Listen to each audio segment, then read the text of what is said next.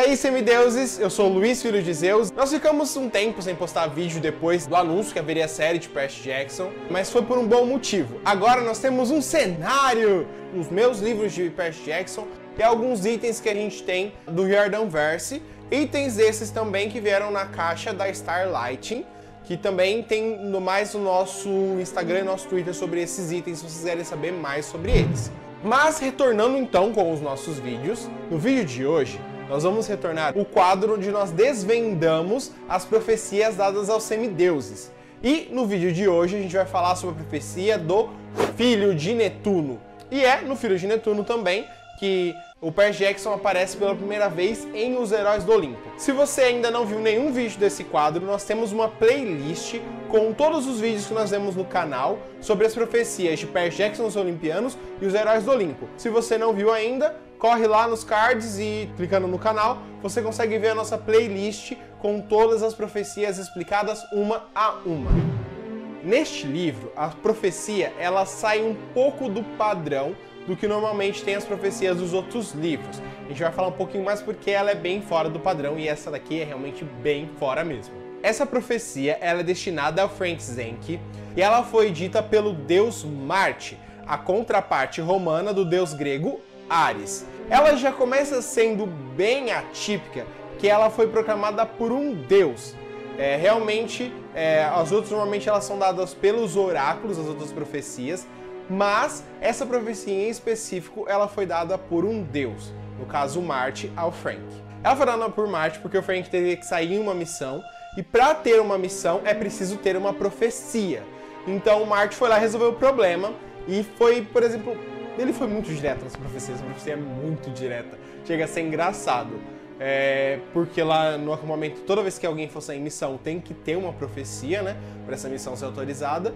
E simplesmente o Marte foi lá, tem que ter uma profecia, tá bom, eu vou profetizar aqui para vocês. Siga até o Alasca. Encontre Thanatos e o libertem. Voltem até o pôr do sol do dia 24 de junho ou morram. Como dá pra ver, essa profecia ela é bem direta. E ela, na verdade, a gente pode considerar como uma ordem de Marte. Vocês têm que ir até o Alasca porque é onde Thanatos estava preso e os monstros não estavam morrendo por conta que Thanatos estava lá. E se eles não retornassem até o dia 24, que é o dia do Festival da Fortuna, também equiparado ao solstício de verão, o dia em que o gigante Polibotes ele iria atacar o acampamento Júpiter, haveriam muitas mortes e muitas consequências se eles não retornassem até esse dia. Por isso eles tinham essa data de retorno.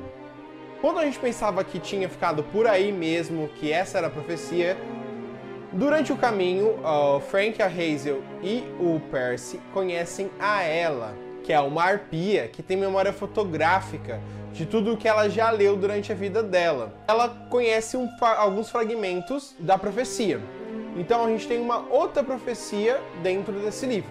Para o norte, além dos deuses, a coroa da legião está. Caindo do gelo, o filho de Netuno se afogará.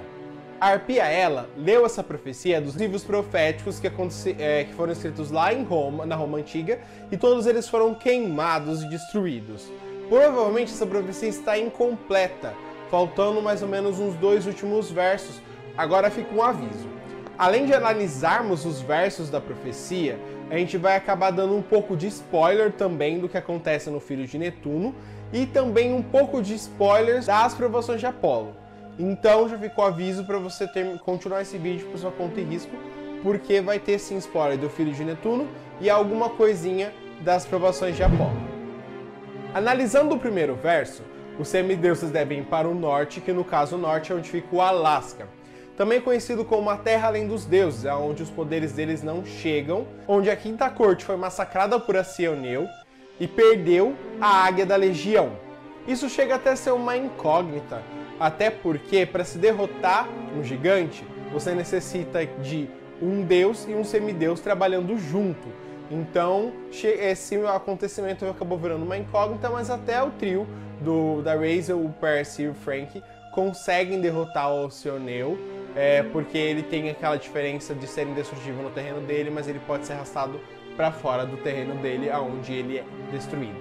Mas com isso, o nosso trio Percy, Frank e Hazel conseguem chegar até o Alasca, derrotar o gigante Acioneu, recuperar a Águia da Legião e ainda por cima libertar o Deus da Morte. O segundo trecho, ele traz uma divergência até. Por quê? Filhos de Netuno, eles podem respirar embaixo d'água.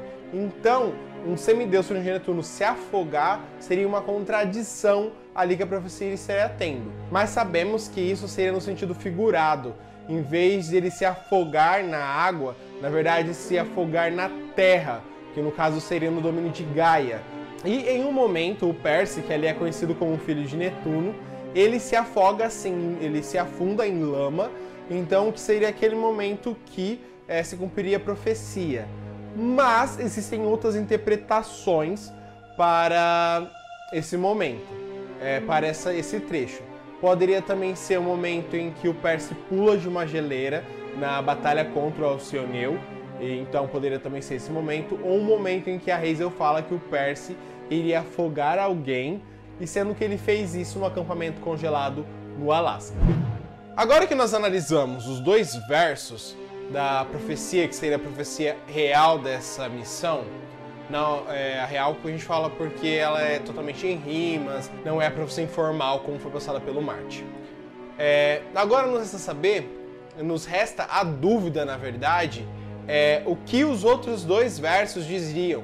Se eram dois versos ou o que a profecia ainda iria dizer, qual que é o que veria ainda por ali. Analisando o formato das outras profecias, nós chegamos que provavelmente teriam mais dois versos, e nesses dois versos eles estariam dizendo mais ou menos sobre a derrota do Alcioneu, de como os semideuses teriam que arrastar ele para fora do seu território para poder derrotar ele.